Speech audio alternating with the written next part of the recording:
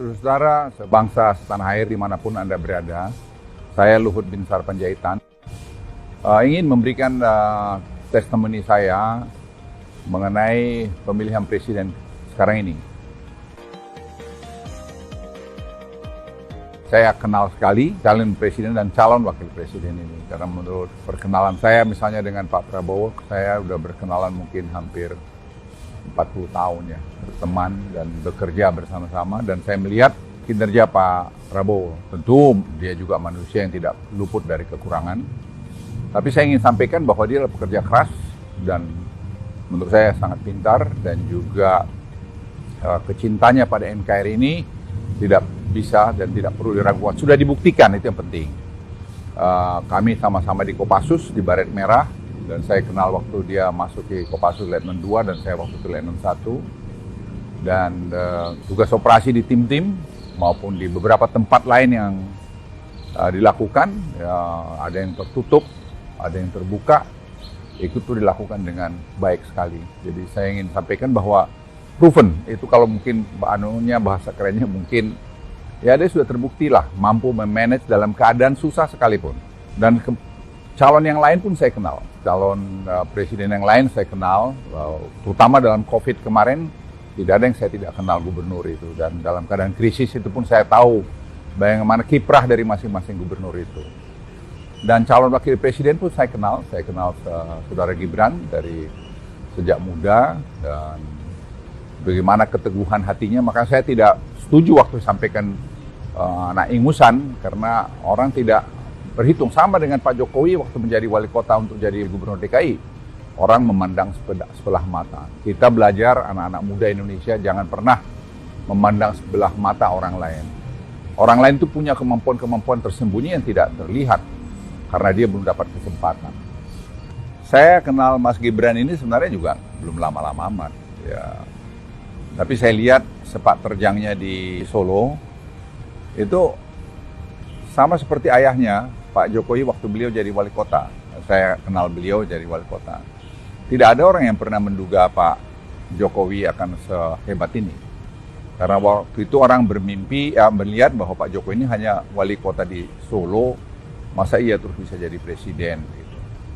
Tapi saya terus terang melihat tidak begitu. Karena saya lihat Pak Jokowi itu punya determinasi yang tinggi. Kemudian saya lihat Pak Gibran itu juga menata Solo itu juga luar biasa. Saya pergi beberapa kali ke Solo, dan saya lihat dia mengikuti jejaknya Pak Jokowi.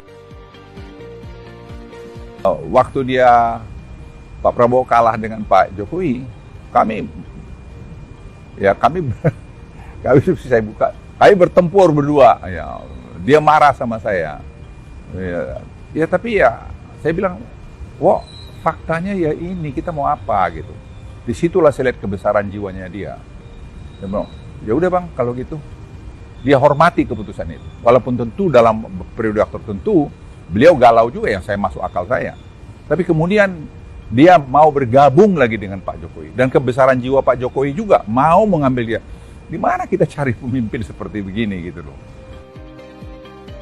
Saya ingin menyampaikan pada Anda sekalian, kita akan memilih presiden tanggal 14 Februari ini. Dan satu momen yang penting buat kita menurut saya, kita tidak boleh salah pemimpin. Apa yang sudah dicapai Pak Jokowi sekarang, saya ingin katakan diakui oleh dunia. Ya, saya kemarin waktu di Singapura, banyak yang menjenguk saya, baik itu dari utusan khusus Presiden Biden, John Kerry, maupun dari pemerintah, menteri-menteri dari Singapura, dan banyak lagi yang lain datang melihat saya. Itu semua mengapresiasi terhadap ekonomi Indonesia, terhadap leadership Pak Jokowi yang mampu bernavigasi di tengah-tengah sulitnya ekonomi dunia saat ini. Kita masih inflasi di bawah 3%, ya, kita punya sekarang 44 bulan berturut-turut kita punya ekspor surplus. Itu belum pernah dalam sejarah Indonesia, dan kita melihat juga betapa sekarang current account dulu selalu defisit, sekarang sudah kita ya surplus, kadang-kadang ada sedikit negatif, tapi itu tidak menjadi isu lagi. Itu yang membuat rupiah kita di tengah-tengah terpaan naiknya the Fed misalnya tidak terlalu banyak terpengaruh. Cadangan devisa kita yang terbesar sepanjang masa 146 miliar kalau saya tidak keliru, dan tahun ini, tahun depan mungkin kita akan bisa dekat ke 200 miliar. Semua karena kebijakan-kebijakan ekonomi yang dibuat oleh Pak Jokowi dengan tim ekonominya, yang menurut hemat saya itu juga tim ekonomi yang baik sekali. Ini kerjasama semua. Salah satu program yang menonjol itu adalah hilirisasi, yang diakui dunia dan di teman-teman negara berkembang di Afrika sekarang mencontoh kita. Dan mereka tuh bingung kenapa Presiden Joko Widodo berani melakukan menyetop ekspor daripada raw materialnya ke negara-negara maju. Saya jelaskan, kita masalah survival. Kita harus menikmati rakyat Indonesia, harus menikmati nilai tambah itu. Dan ini keberanian Pak Jokowi melakukan itu. Dan kalau kita lihat juga infrastruktur, banyak yang mengkritik mengenai kereta api cepat Jakarta-Bandung tidak jalan. Sekarang semua orang menikmati. Tentu masih ada kurang di sana-sini, tidak mungkin itu seperti balik tangan sendiri. Dan kemudian saya bilang hilirisasi seaweed, rumput laut. Tidak ada mungkin, atau sedikit sekali bangsa ini yang tahu bahwa sekarang terjadi satu perubahan yang luar biasa. Ini program tidak jangka pendek, jangka menengah, panjang. Nah, ini diskusi semacam ini kan perlu keberlanjutan. Tidak mungkin selesai zamannya Pak Jokowi dan tidak mungkin juga selesai semua pada zaman presiden yang akan datang. Oleh karena itu kontinuitas menjadi kunci. Keberlanjutan menjadi kunci. Tidak perubahan-perubahan. Perubahan itu kita mulai dari nol lagi. Mulai dari nol lagi itu saya mengalami 10 tahun sebagai pembantu presiden, sebagai kepala staf presiden, dan sebagai menteri berbagai jabatan. Tidak gampang. Yang ngomong-ngomong itu yang hanya omong-omong aja. Coba dilakukan. Saudara-saudara sekalian, diskusi ini yang saya bawa saya tawarkan beberapa kepada calon presiden itu, dan wakil presiden itu. Tapi yang merespons sangat positif, dan langsung juga dengan langkah-langkah dia adalah Pak Prabowo. Berapa kali saya menyampaikan kami ada begini, beliau datang. Beliau datang ke kami dan beliau mengirim timnya ke kami dan berbicara dengan tim kami dan beliau sangat setuju dan ini harus lakukan. Dia bilang sama saya, Bang, ini harus dilakukan, harus diteruskan. Karena ini program yang sangat baik sekali. Ini saya pikir perlu presiden yang paham dengan ini dan mau melakukan ini. Jangan pula nanti robah ganti yang lain, mengganti lagi. Kita riset sampai 4 tahun mengenai seaweed ini. Atau lebih malah mungkin. Dan sekarang kalau mau dibongkar lagi, kapan kita mau maju? Ingat, bonus demografi kita itu hanya berjalan sampai 2030. Setiap tahun kita lengah, setiap tahun kita kehilangan momentum. Sehingga kita tidak bisa keluar nanti dari middle income trap, dan kita tidak bisa nanti jadi negara high income country, dan tidak bisa juga nanti kita $10.000 per kapita trajectory yang kami lihat untuk sampai 2030.